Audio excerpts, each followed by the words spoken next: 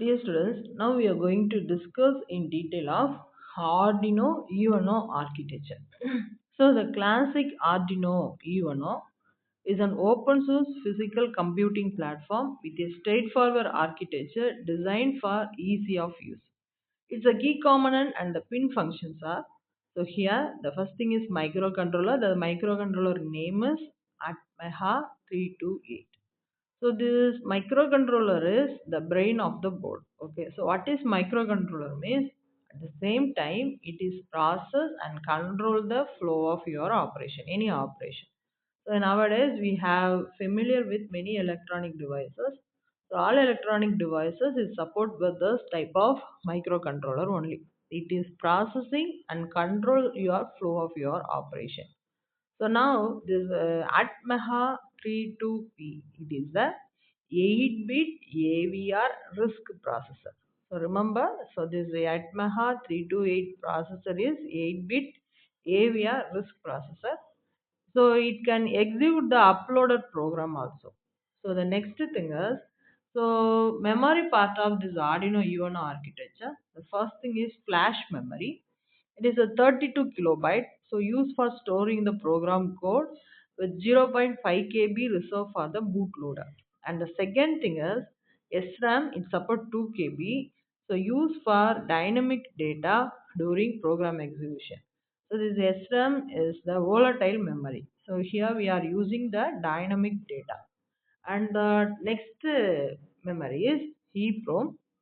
It is used for storing the data must persist even the board is power off. So for that only we are using the EEPROM. It is a non-volatile memory. So remember the EEPROM support and when used for the storing the data, even the board is power off. So for that we can classify it as non-volatile memory. So the previously we have discussed that is that will be volatile memory. So that means dynamic data we are using. So now in that circuit part, see here. So this is the Arduino UNO architecture. So this Arduino UNO architecture, we have several parts. So from we can discuss over the input output pins to the memory part. So the first thing you see here, we have to discuss the analog pin. So always that analog pin, that left corner we have from A0 to A5. So these are the analog pin. And the next thing is we are going to discuss about digital pins. So these are the analog pin. And the next thing is, so digital pins see here, so the right side, so we have from 2 to 30, 13, so this is the digital pins. So this is the digital pins. So now after that we should know, here we have ground pins also. So you might see that left and right side and top and bottom. So everywhere some ground pins are there. That ground is nothing but wherever we have the negative pin we are using. And also we are using some power supply also, that 5 voltage 12 voltage and all we have. And here we have the two main pin, transmitter and receiver also. See that right corner we have the transmitter and receiver part. So and the SD card memory, you can see here that memory part, and also we can see that echo trigger, the sensor you are connected with this Arduino UNO board. So this is the only example of Arduino board connected with some sensor. So mainly we should know what are the analog pin, what are the digital pins, what is the transmitter part and what is the receiver part, and what are the memories we have in that Arduino UNO board. So we have three type of memory. And the next thing is input output pin. So now and we here we have already we have discussed two types of pin, analog pin and digital output pin. And the main thing is communication interface. For that only I am telling, here we are using transmitter part and receiver part. So the pin 0 is the receiver and 1 for the transmitter. It is used for and receiving and transmitting the data. So now that so here it allowing the serial converter. The next thing is SPA pin.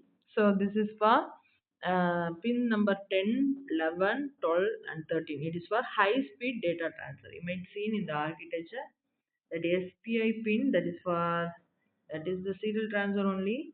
So 10, 11, 12, 13. So that is for uh, high speed data transferring. And the next thing is I squared key. So this is the analog pin A4. So there you might see here SDA and SCL pin in that analog part. So that is used for multi-device communication using only two wires. So you can see here in that part. So we are using for multi. So that configuration only we have done here. The next thing is power circuitry. Here the board can be powered via USB connection. So external power supply, the voltage regulator ensures stable 5 voltage operation for the microcontroller. The next thing is crystal oscillator we have. Provide the clock signal and the reset button also we have. So now see here this diagram. So here we have this part is crystal oscillator. This is the crystal oscillator.